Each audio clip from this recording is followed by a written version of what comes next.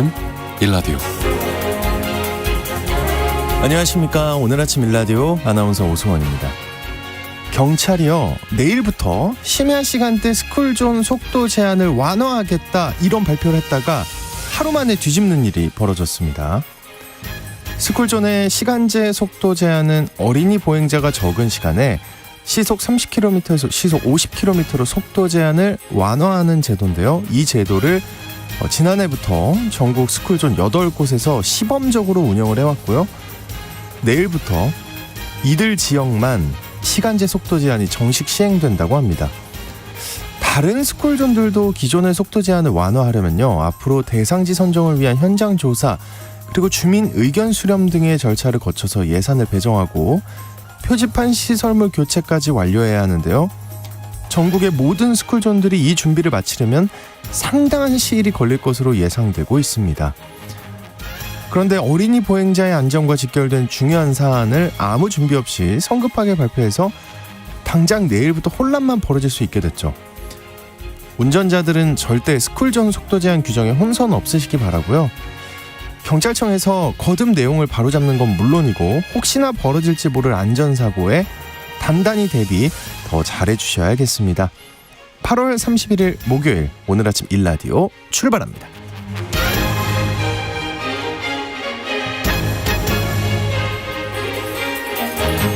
네, 오늘 아침 일라디오 이 시간은 물론 KBS 일라디오의 모든 프로그램은 유튜브 KBS 일라디오 공식 채널이나 모바일 콩 어플리케이션을 통해 실시간으로 함께 하실 수 있습니다. KBS 일라디오 채널 구독과 좋아요, 댓글 많이 부탁드립니다. 자, 오늘 농수산 이슈에서는요, 감사원이 내놓은 기후식량 분야의 감사 결과 내용 살펴보겠고요. 또 어른의 성장법 시간에는 많은 스트레스와 불화의 원인이 되는 일 중독증 문제에 대해 알아보겠습니다. 또 예술로 떠나는 여행 시간에는요, 서원이나 향교에서 즐기는 한식 다이닝과 선비 정신을 따라가 보는 여행으로 안내해 드리겠습니다.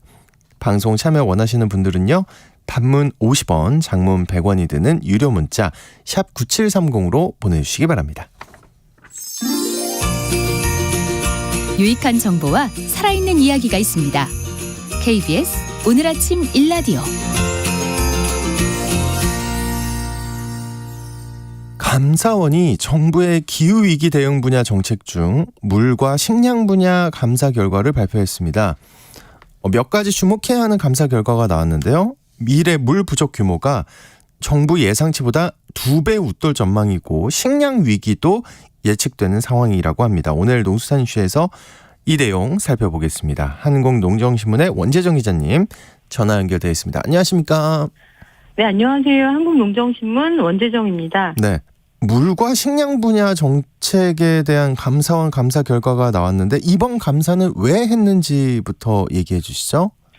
네, 감사원이 지난해 5월부터 12월까지 8개월간 농림축산식품부, 환경부, 해양수산부, 국토교통부, 행정안전부 등을 대상으로 정부 부처의 기후변화 대응 실태를 점검했고요. 그 결과를 지난 22일 발표했습니다.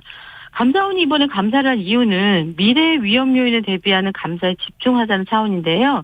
감사원은 지난 2021년 12월에 미래 위험 요인 대응 중장기 감사 로드맵을 수립한 바 있고요. 여러 분야가 있지만 실생활과 밀접한 기후변화 대응 실태, 또 그중에서도 물과 식량 분야를 첫 감사 대상으로 선정했습니다.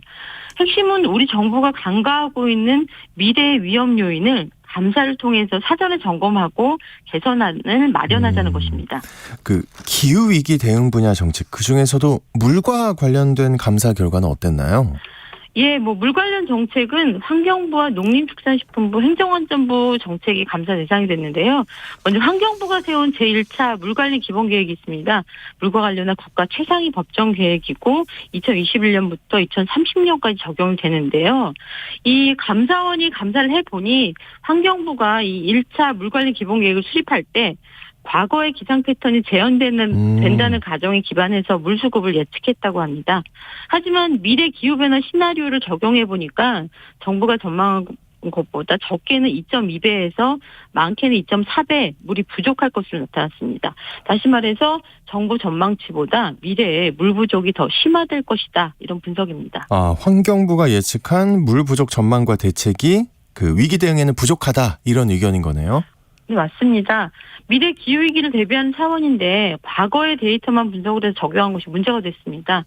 감사원은 이 환경부가 미래의 기후변화에 따른 강수량 변화를 고려하지 않았고 과거 52년 동안의 하천 흐름 양상 등을 분석해서 한계가 있다 이렇게 지적을 했습니다. 네, 농업용수 등의 물 관리는 농림축산식품부 소관으로 알고 있는데 농식품부의 미래 기후위기 대응하는 물 관리 농식품부의 그 대응은 어떤 평가를 받았나요? 예, 감사원 농림축산식품부도 미래의 가뭄 위험 요인에 대한 고려 없이 농촌용수 개발 사업 등을 추진해서 대응이 미흡하다 이렇게 지적을 했는데요. 이번 감사에서 시뮬레이션을 해보니 농업용수가 부족할 것으로 우려되는 112개 지역 중에서 54개 지역이 최근 10년간 농촌용수 개발 사업 대상에 포함되지 않았다고 합니다. 또한 54개 지역 중에서 농업용수 부족량이 큰 4개 지역, 그러니까 경남 하동, 경북 청도, 강원 횡성, 경기 화성인데요. 이 4개 지역을 표본 분석을 해보니까 모두 농촌용수 개발 사업을 추진할 필요가 있다고 감사원은 진단했습니다. 반면에 농업용수가 부족하지 않을 것으로 예측되는데도 이 농촌용수 개발 사업을 추진하는 10개 지역이 있었고요. 전남 고흥군의 경우에는 사업 규모 재산정 결과 농촌용수 개발 사업 면적을 282헥타르에서 5%가량 줄인 269헥타르로 축소하는 것을 검토할 필요가 있다 지적을 했습니다. 다시 말해서 농촌용수 개발 사업이 필요한 곳이 누락됐고 필요성이 덜한 지역이 과다하게 사업이 집중됐다 이렇게 좀 해석할 수 있습니다. 네. 그리고 행정안전부도 과거의 가뭄 이력만을 고려한 탓에 농업용수가 부족할 것으로 우려되는 112개 지역 중에서 96개 지역이 재해지구로 지정돼야 하는데 지정되지 않았다 이렇게 밝혔습니다. 그 기후위기 문제는 좋아질 가능성이 없잖아요. 예, 맞습니다. 더 심각해질 텐데 그 각 부처가 과거 자료를 가지고 가뭄 대책을 세웠다니까 좀 안일했다 이런 생각이 드네요. 예, 저도 그렇게 생각하는데요. 폭염이나 장마가 매년 더 극심해지고 있다는 점만 봐도 기후위기 대응 정책을 과거 자료만 토대로 세우는 건 부족할 수밖에 없습니다. 감사원은 이번 감사 결과를 기반으로 물관리 정책을 시행하고 있는 관계부처에 중장기 물수급 예측 체계를 개선할 것, 그리고 물 관련 사업자 선정도 반드시 미래의 기후변화를 반영하라 이렇게 통보했습니다. 네. 그리고 식량 분야 감사 결과도 궁금한데 어떤 게 있을까요? 예, 식량 분야 감사 결과에 이 농업계가 성명을 발표할 정도로 반향이 컸습니다. 농업계가 주장하던 얘기를 감사원을 통해 재확인했기 때문인데요. 감사원은 기후변화로 인한 고온 현상 등이 농작물 생산량을 감소시키고 또 재배 적지를 변동시키는 등 농업에 부정적 영향을 준다는 점 지적을 했고요. 기후변화가 국내 식량 생산에 미치는 영향을 예측해서 적정 재배 면적 그리고 해외 공급망 확보 대책 등 이 식량 안보 정책을 추진해야 한다는 점을 강조했습니다. 그런데 이 농림축산식품부가 과거 추세에 기반한 예측으로 적정 쌀 재배 면적을 설정했고 또 기후 변화에 따른 주요 곡물 수입국의 수급 변동을 예측하지 않은 채 이 식량 안보 정책을 수립하고 추진하고 있다는 점을 문제 삼았습니다. 네, 그 식량 관련 대응 역시 과거 추세만 기반으로 대책을 세우고 있는 건데 그걸로는 미래의 기후위기 대응을 하기 어렵다는 거죠? 네, 맞습니다. 기후변화 속도와 강도가 급변하고 있어서 과거 추세만 식량 관련 대응을 하면 위기관리에 취약해질 수 있다 이런 지적인데요. 감사원이 시뮬레이션을 해보니 기후변화에 따라 쌀 생산성이 2020년에는 시바르당 457kg 생산이 됐다면 2060년에는 366kg밖에 생산이 안 된다 이렇게 예측을 했습니다. 기후변화의 영향을 받아서 단위 면적당 쌀 생산량이 줄어들 가능성이 높은 상황인데요. 농식품부가 지난 2022년에 중장기 식량안보 강화 방안을 세울 때 이 시바르당 쌀 생산량을 526kg으로 굉장히 높게 설정을 했고요. 이 기준으로 2027년 쌀 자급률 98%를 달성하기 위한 목표 재배 면적을 68만 헥타르로 세웠습니다. 기후위기와 식량 관련 농식품의 대응이 부족하다 지적을 받는 이유입니다. 네, 기후위기 속에 주식인 쌀 재배 면적을 정부 계획보다 더 확보하는 게 필요하겠네요. 맞습니다. 2027년에 98% 쌀 자급률을 위해서 농식품부의 이 당초 쌀 목표 재배 면적을 68만 헥타르로 설정했지만 감사원 시뮬레이션 결과를 반영하면 78만 2천 헥타르가 목표치가 돼야 됩니다. 네. 아시다시피 농지는 계속 줄어들고 있기 때문에 농지 보존에 대한 사회적 합의가 좀 필요한 상황이고요. 이번 감사원 결과가 나온 다음에 전국 쌀 생산자 협회가 지난 29일 성명 발표했습니다. 이번 결과는 이 쌀 재배 면적과 소비량이 최근 10년 추세로 감소할 경우 2040년부터 50만 톤의 식량이 부족할 수 있다는 연구 결과를 토대로 하고 있다. 이런 점을 강조를 했고요.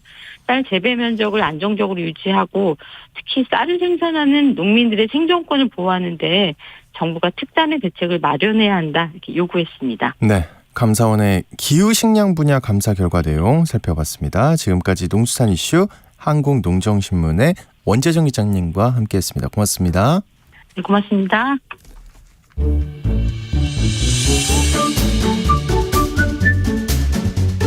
아침을 여는 기분 좋은 습관. KBS 오늘 아침 일라디오.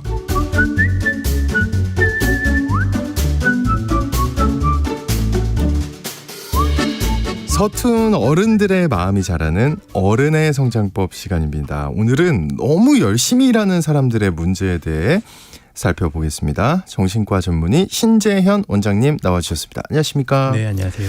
확실한 건 제 얘기는 아닙니다. 네, 그런가요? 자신 있습니다. 네, 진짜 이건 네. 자신 있어요. 100가지 넘게 이유를 얘기할 수 있습니다. 오늘 주제가 어쨌든 일 중독이라고요. 네, 맞습니다. 그 삶을 굉장히 바쁘게 사신 분들이 많으시잖아요. 주변에 많죠. 그렇죠. 예. 아침에도 오늘 차 타고 방송국 오는 길에 막 출근하신 분들 많이 줄 서 있기도 맞아요, 하고 맞아요. 네, 많이 네. 다니시고 하시는데 저도 마찬가지로 아침부터 이렇게 일을 하고 있습니다만 현대 사회를 살아가는 사람들은 어쩔 수 없이 무엇인가 해야 된다는 압박감을 가지고 살아가거든요. 근데 경쟁에 내몰리다 보면 어쩔 수 없이 적응되기는 하는데 평범한 사람들은 어떻게든 의무배하면서 견뎌나간다는 느낌으로 보통 적응을 하고요. 근데 어떤 분들은 더 나아가서 경쟁이 주는 성취감을 계속 쫓아가는 분들도 계시죠. 그래서 왜냐하면 이제 어떻게 보면은 힘든 고생을 한 뒤에 성취감이 주는 쾌감이 좀 짜릿하거든요. 예. 그래서 압박감이나 이런 해소하기 위한 성취감이 일 중독을 만드는 것 같습니다. 그러면은 그 일 중독이 생기면 구체적으로 어떤 그 증상을 겪게 되나요? 아직까지 일 중독이 정식 병명으로 진단을 내리고 있지는 않고요. 아직은 좀 사회 현상으로 보는 게 좀 더 맞는 것 같긴 한데요. 하지만 또 일부에서는 도박이나 인터넷 중독과 같은 여러 가지 행위 중독과 비슷한 메커니즘을 공유한다라고 얘기하고 있고요. 비율이 좀 낮지가 않은 게 미국에서는 한 10% 정도의 사람들이 일 중독에 빠져 있을 거라고 추정하고 있고요. 네. 우리나라도 정식 통계는 제가 찾아보니까 아직은 없는 것 같습니다만 미국 못지않게 경쟁을 좀 조장하고 성공과 성취에 대한 강조가 더 심한 문화다 보니까 적지 않은 수가 좀 일중독에 좀 빠져 있을 거라고 생각이 됩니다. 가장 두드러진 특징 중에 하나가 삶의 우선순위가 일과 성취에 있다라는 것이 가장 큰 특징이고요. 일에 대한 강박관념이 너무 강하죠. 그 일의 성공이나 성취 여부에 너무 집착을 하고요. 그래서 가족이나 여가를 위한 시간을 내기보다는 너무 해야 될 일들에만 좀 의무부여하면서 살아가게 되고요.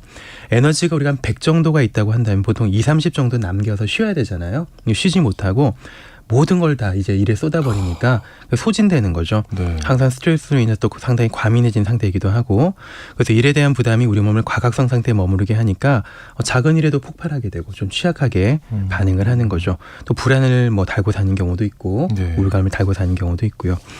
대부분 병원 찾아오시는 분들이 보면은 근데 내가 일 중독입니다 해서 오시는 분들이 없어요. 아, 그럴 것 같아요. 예, 그렇죠. 네, 본인은 모를 것 그렇죠. 같아요. 왜냐하면 이제 본인이 열심히 살고 있고 또 만족감을 느끼시거든요. 대개는 이제 번아웃이 찾아와서 너무 힘들어서 오시거나 아니면 일에 초점 맞추고 살다 보니까 가족이라든지 연인과의 관계가 너무 힘들어져서 우울감이 깊어져서 오신 분들이 많고요. 부부싸움하고 나서 오신 분들이 네. 좀 많은 것 같습니다. 아, 그렇군요. 네. 진짜 그런 문제가 일 중독 때문이라고 생각하지는 못할 것 같은데 근데 아까 사회 얘기 잠깐 하셨는데 정말 경쟁적인 거 맞잖아요. 그죠? 그렇죠. 예, 그래서 일 중독이 생기고 또 성취감에 더 목마르게 되고 이런 거란 생각이 드네요. 네, 그렇습니다. 사회적인 분위기가 분명히 영향을 미치는 것 같고요. 네. 이 경쟁적인 사회문화적 분위기가 좀 성공과 실패에 대해서 흑백 논리를 심어주잖아요. 성공 아니면 실패다. 맞아요. 사는 거 아니면 죽는 거다. 이런 네. 식으로 생각을 심어주기 때문에 나타나는 경향이 있는 것 같고요. 퓨 리서치 센터라는 곳에서 한 몇 년 전에 조사한 건데요. 17개 선진국 대상으로 한 설문조사에서 삶의 우선순위가 우리나라는 물질적 풍요로움이 1순위라고 합니다. 예, 그만큼. 근데 또 반대로 대조적으로 다른 한 14개국 정도의 나라에서는 가족이 잃습니다. 이런 생각이 좀 대조적이죠. 네. 그리고 우리나라는 그만큼 성취나 어떤 물질적인 획득 같은 것이 상당히 좀 중요한 분위기라서 더 많이 좀 이런 부분들이 조장되는 것 같고요.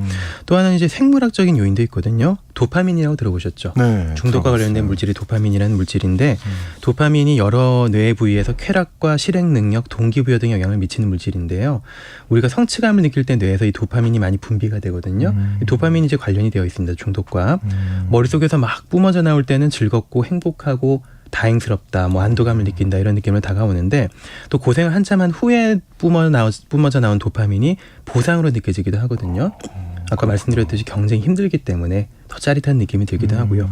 근데 여기까지는 정상적인 과정인데 어떤 이유로 도파민이 확 나왔다가 조금씩 줄어들 때가 좀 문제가 되거든요. 왜냐하면 도파민이 과하게 분비됐다가 시간 지나면은 정상적으로 돌아오는 것이 아니고 네. 한번 심하게 뿜어져 나오면 약간 모자라는 상태로 돌아오게 되거든요. 그러니까 여기서 이제 우리가 자꾸 불편함을 느끼게 되는 거죠. 그래서 불편함을 보상하고자 다시 새로운 성취나 보상을 찾아야 되고 그러다 보니까 자꾸 좀 일이나 여러 가지 중독 대상에 대해서 빠지게 되는 거죠. 그렇군요. 근데 그 도파민이 확 늘었다가 줄어드는 거는 좀 뭐랄까요? 그 왜 성취를 했다가 그 성취를 하고 나면은 좀 처음엔 좋았다가 나중에는 좀 허무한데 이게 단가? 이런 생각이 들기도 하는데. 그렇죠. 네, 허무한 거. 예, 그거랑 관련이 있는 건가요? 그렇죠. 예, 우리가 성취감을 하고 나면 큰 성취를 하고 나면 좀 시간이 지나면 허무해지잖아요. 네. 그 또한 이제 도파민이 정상보다 낮은 수준으로 바뀌게 되면서 생기는 감정이라고 볼 수가 있고요. 거기에 더해서 사람에 따라서 큰 성취나 만족감 후에 금단 현상이 오기도 하거든요. 금단요. 예, 그러니까 네. 담배나 술에 대해서만 금단이 있는 게 아니죠. 좀 이해를 못하신 분도 있으시겠지만은 일 중독인 분들은 가만히 있는 게 너무 힘들다 이렇게 얘기를 많이 하십니다. 가만히 앉아서 시간 보내는 행동 자체가 편안한 휴식이 아니고 오히려 불편함과 불안함을 느끼게 된다고 하고요. 그래서 운동을 하든 책을 보든 뭐라도 좀 해야 되고 가만히 있는 게 제일 괴롭다라고 말씀을 많이 하시더라고요. 네. 그 성취감을 느끼는 게 근데 어떻게 중독으로 좀 연결이 되는 건가요? 예, 좀 모든 갑자기 궁금한데. 성취감이 네. 일중독으로 다 연결되는 거는 아니고요. 아니죠. 예, 네. 그렇죠. 예, 성취감에 따라서 도파민이 분비되는 것도 정상적인 과정이기도 하니까요. 하지만 본인이 가진 성격 성향이 좀 중요하고요. 또 하나는 내 삶의 초점을 어디에 맞추고 살아가는가에 따라서 성취감이 좋은 감정이 되기도 하고 혹은 중독의 대상이 되기도 하는 거거든요.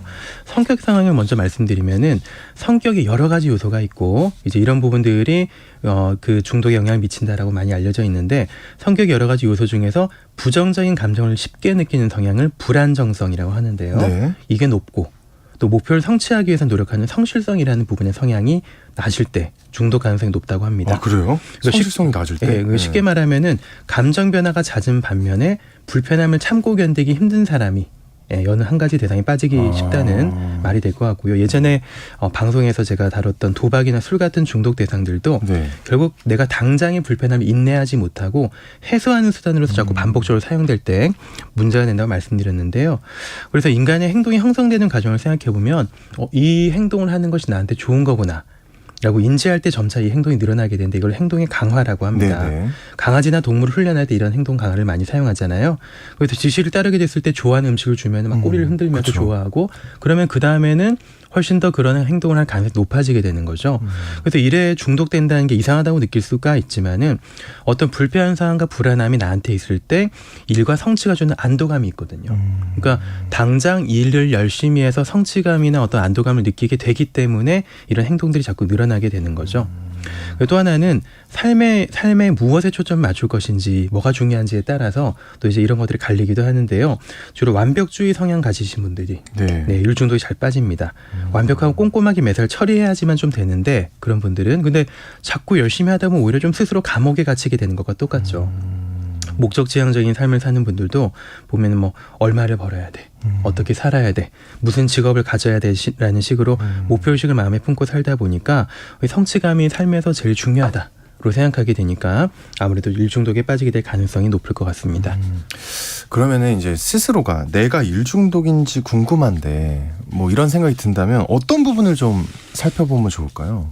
일 중독 여부를 검사하기 위해서 여러 척도가 개발된 게 있는데요. 네. 간편하게 살펴볼 수 있는 척도로는 일 중독 척도라는 것이 있거든요.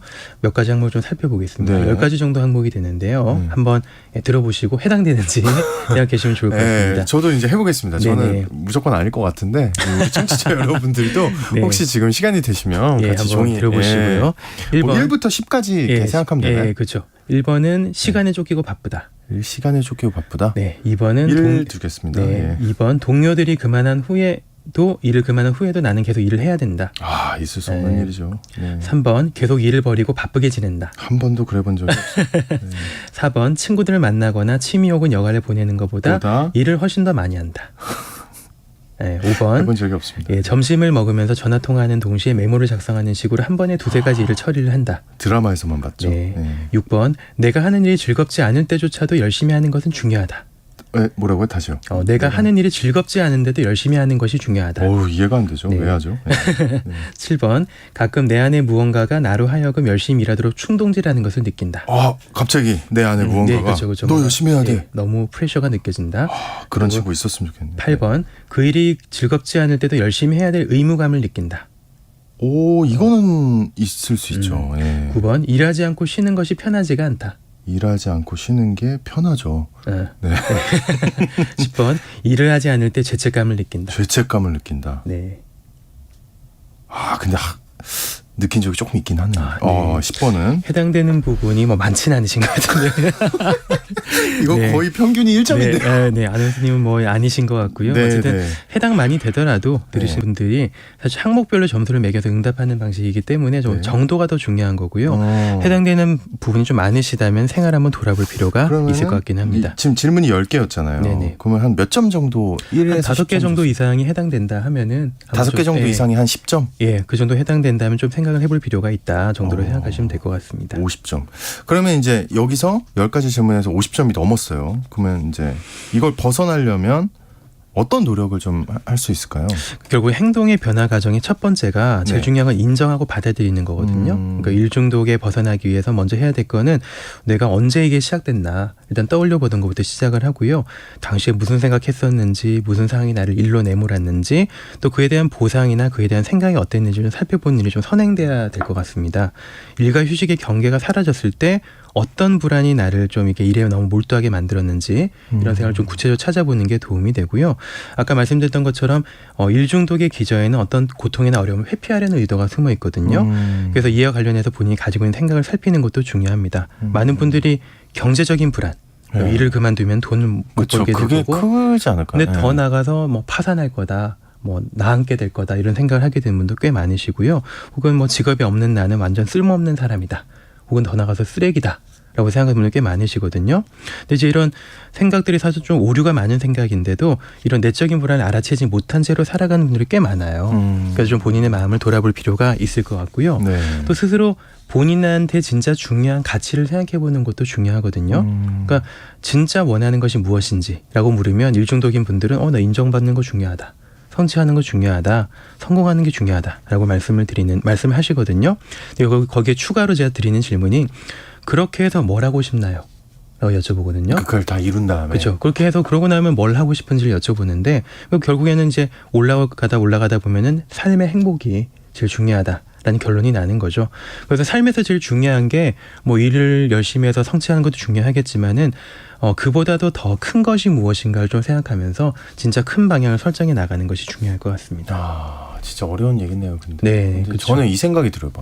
아니 뭐 어렸을 때부터 좀 이거 얘기해 줘야 돼요. 맞습니다. 네, 자꾸 성취 이렇게 가니까 생각을 해본 적도 없고. 네, 요즘 좀 아이들 너무 불쌍하잖아요. 뭐 너무 열심히 불쌍하죠. 또 뭐 영어 유치원 다녀야 되고 할 게 너무 많은 친구들이 너무 많은데 그런 거 생각해 보면 너무 경쟁에 내몰리는 게 아닌 좀 걱정이 맞아요. 좀 들기도 합니다. 네. 그리고 얘기했던 것 중에 저는 인상 깊은 게 그 돈과 그 행복이 있으면 사람들은 아마 다 이렇게 생각할걸요. 돈이 있어야 행복하지. 그렇죠. 네, 그게 한국인들의 사고 방식이잖아요. 아까 말씀드린 것처럼. 근데 이거 깨기가 너무 어려워요. 맞아요. 근데 이제 그만큼 가족도 중요하고 삶도 중요하다는 것을 이렇게 살아가면서 학습을 해야 되는데 이게 좀 학습이 잘 안 되는 문화인 것이 좀 아쉬운 부분인 것 같습니다. 네. 어쨌든 일 중독으로 몸과 마음이 너무 힘들어졌다고 가정을 한다면 그 병원에서 치료를 받는 게 도움이 될까요? 근데 중간에 이거 최정실님 어쩌죠?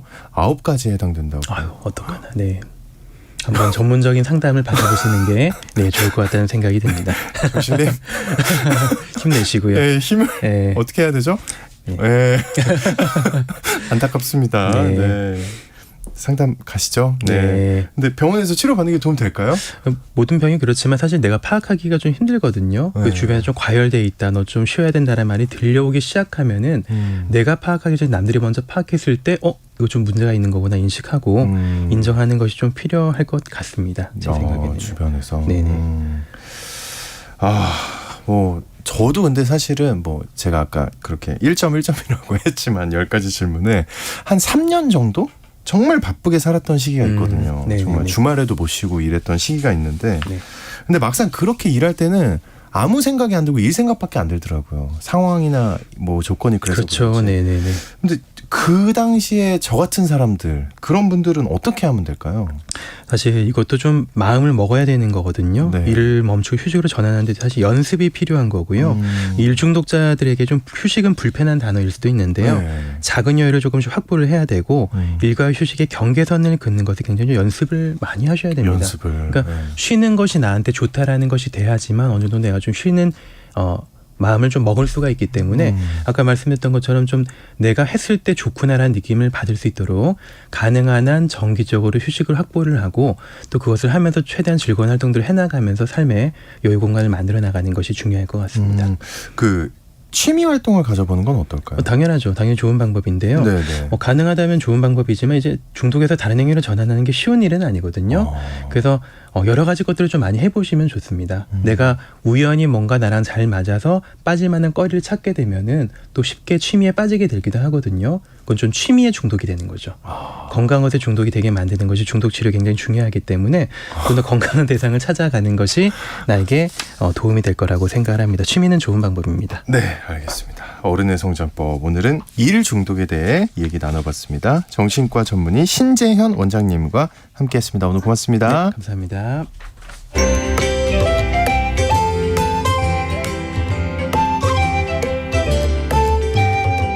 상쾌한 하루의 시작. KBS 오늘 아침 1라디오.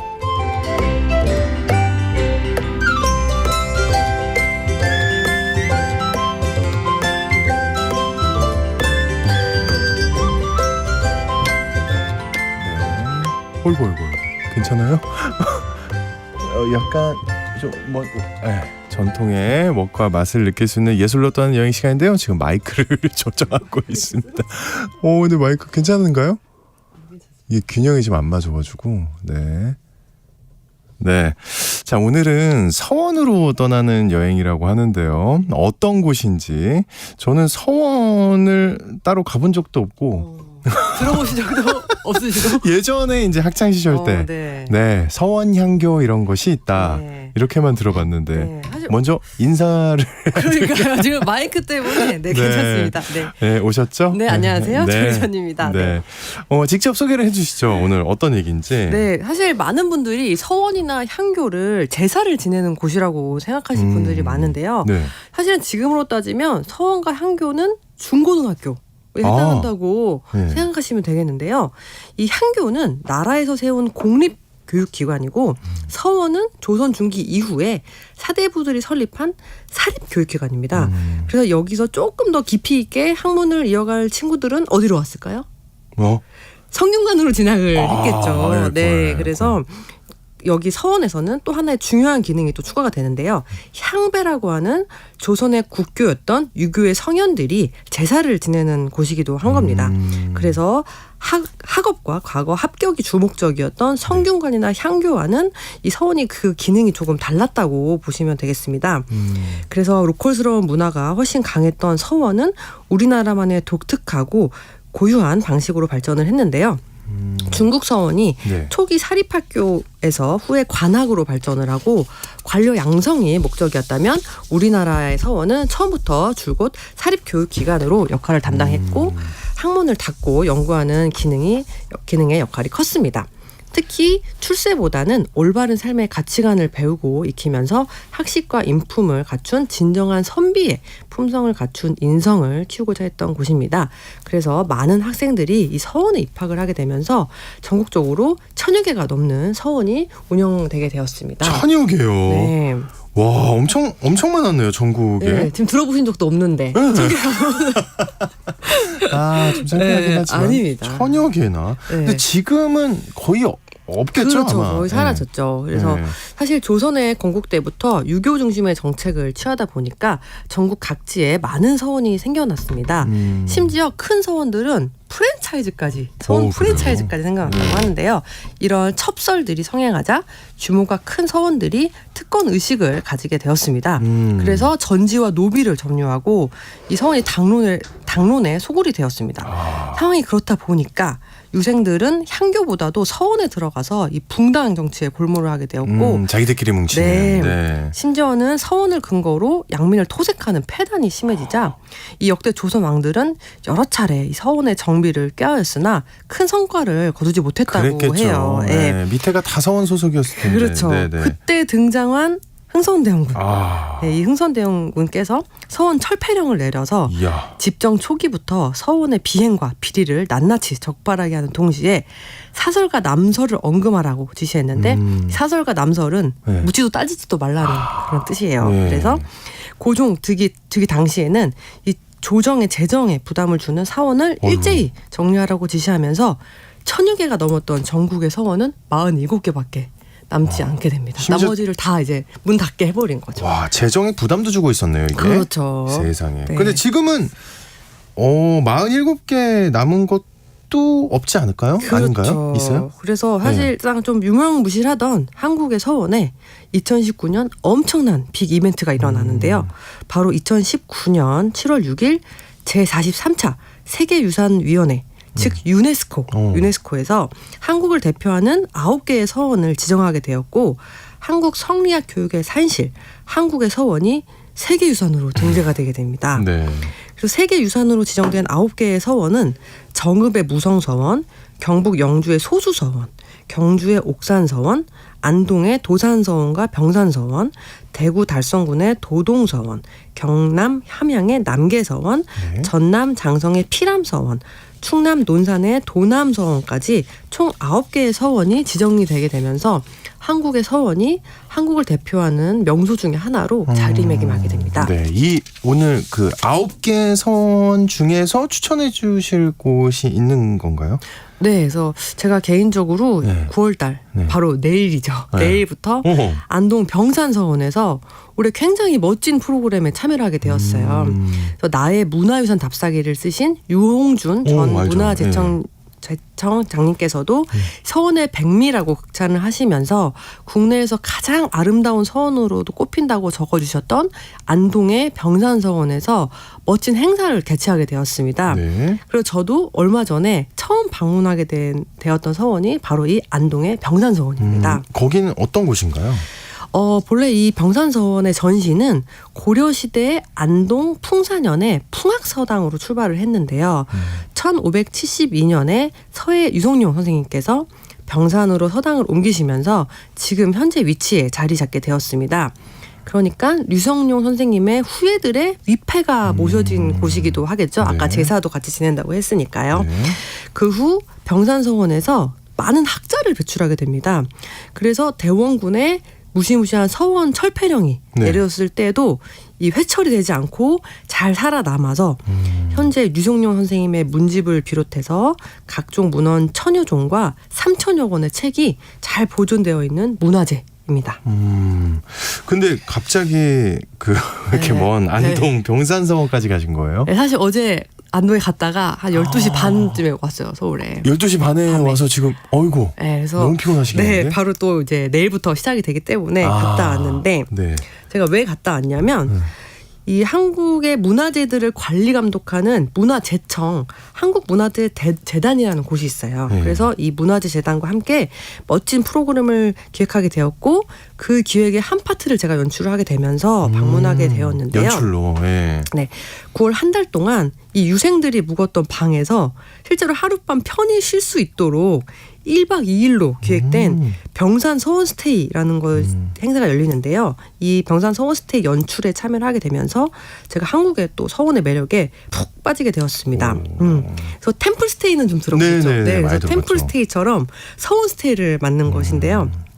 제가 요청을 받은 내용은 유교, 역사, 선비 문화의 중심지인 병산서원 일대의 풍부한 역사 문화와 이 낙동강의 아름다운 수변 경관 등 생태 자원을 동시에 만끽하면서 네. 간고등어, 또 찜닭, 입맛을 다지시죠?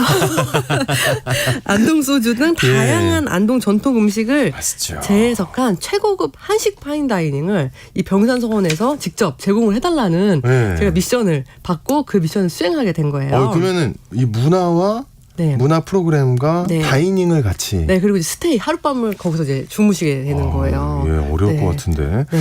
저도 진짜 한번 해보고 싶은 생각이 드는데 특히 네. 한식 다이닝. 입맛 다지셨는데, 네. 네, 맞습니다. 조 대표님은 가서 어떤 역할을 정확히 하시는 거예요? 그러면 이제. 네, 그래서 저는 이제 이번 이 병산 서원 스테이 프로그램에서 안동 전통 음식을 재해석한 페어링과 또 안동에서 유명한 국화차를 비롯해서 안동 식혜 등 안동의 맛을 경험해드릴 수 있도록 아침 온죽상, 또 온유 반상, 다과 상차림을 기획하는 프로그램을 진행하게 되었는데요. 네. 이 유네스코 문화유산으로 지정된 보물 같은 곳에서 진행되는 고품격 스테이인 만큼 정말 2달 동안 많은 공을 들여서 기획을 했고 또 서울에서 국가대표 한식 셰프님과 네. 푸드 스타일리스트님까지 초빙을 해서 한 달 동안 저도 주말마다 안동에 머물면서 한국 전통의 선비의 맛과 멋을 소개해드릴 예정입니다. 야, 그렇군요. 네.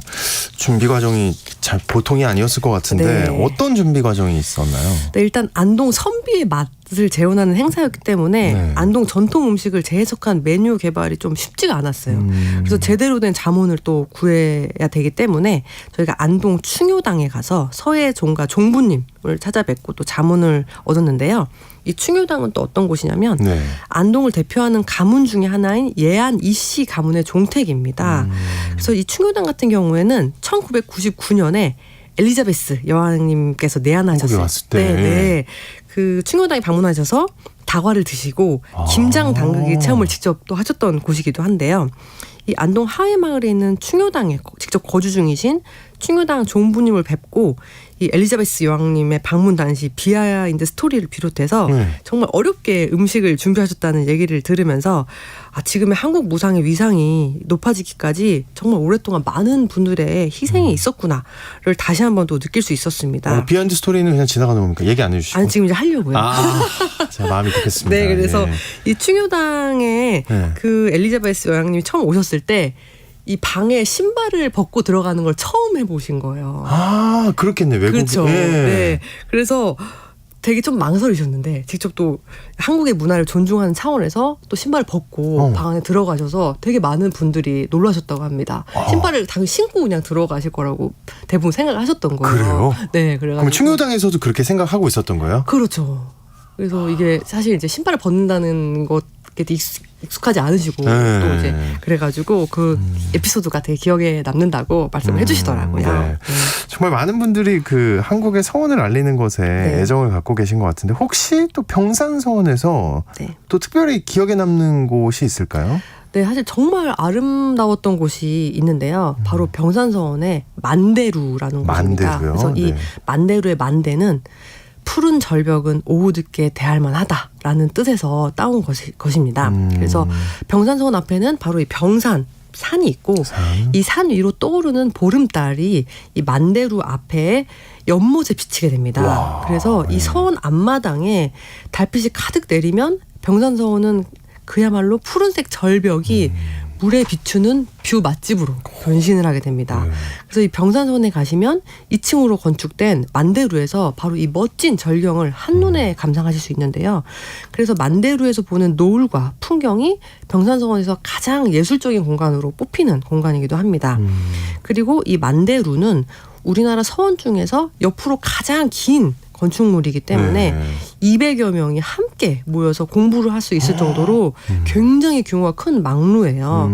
그래서 흥미로웠던 점은 이 만대루를 떠받치고 있는 이 휘어진 모습 그대로의 기둥들과 주춧돌, 또 커다란 통나무를 그대로 깎아서 만든 계단까지 자연의 모습 그대로를 건축물에 담아내기 때문에 이 선비의 기계와 기상을 또 느낄 수가 있는 곳이었습니다. 그리고 낙동강의 모래사장과 병산의 절벽이 마치 병풍의 화폭과 같이 멋지게 펼쳐져 있는 것이 잊혀지지가 않을 정도로 그림 같은 절경을 감상하실 수 있는 곳이기도 합니다. 풍경이 진짜 멋지고 또 건축물들도 정말 멋지다. 네. 그 규모도 크네요. 네, 엄청 200명이 한 번에 들어갈 수 있을 정도의 규모입니다. 생각만 해도 너무 멋질 것 같은데 네. 또 요즘 여행에 있어서 빠질 수 없는 게 포토존이잖아요. 그렇죠. 이거 굉장히 중요한데 굉장히 중요합니다. 여기에도 병산서원에도 멋진 포토존 있을까요? 당연히 있습니다. 네. 네. 병산서원에 가시면 400년 동안 잘 자라고 있는 배롱나무가 있는데요. 이 재밌는 것은 이 배롱나무가 1년에 무려 3번이나 꽃을 피웁니다. 네. 그래서 1년에 석 달 반 정도 꽃이 계속 피어 있는 거죠. 그래서 7월부터 요즘이 아주 배롱꽃이 아주 예쁘게 만개할 시기라고 합니다. 그래서 서원에 가보시면 열흘 붉은 꽃이 없다는 말을 무색하게 만들 정도로 빨간 배롱나무 꽃이 많이 피어 있는데요. 네. 이 배롱나무 꽃은 한 송이가 오래 피는 것이 아니라 꽃망울이 연이어서 새로새로 피어나기 때문에 꽤 오랜 시간 꽃을 감상할 수 있고 이 꽃 옆에서 사진을 찍으시면 아주 멋진 포토존으로 꼭 추천을 드리고 싶습니다. 완벽하네요. 네. 네. 이제 서원과 향교를 재조명해보는 시간 가져봤습니다. 예술로 떠나는 여행, 지금까지 모던한의 조인선 대표님과 함께했습니다. 오늘 고맙습니다. 감사합니다. 네, 여러분 태풍이요 무려 4개가 발생해서 북상하고 있다고 합니다. 올해 잇따라 발생하는 태풍 소식 예사롭지 않아 보이는데요. 모쪼록 우리나라를 잘 다 비켜나갔으면 좋겠습니다. 전 내일 다시 인사드리겠습니다. 오늘 아침 일라디오 아나운서 오승원이었습니다. 좋은 하루 보내세요.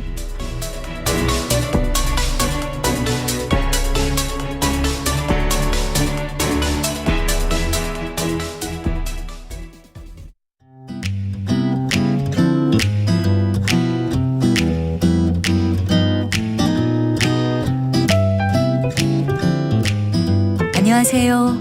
바른말 고운말입니다. 누구나 해보지 않은 일을 새롭게 시작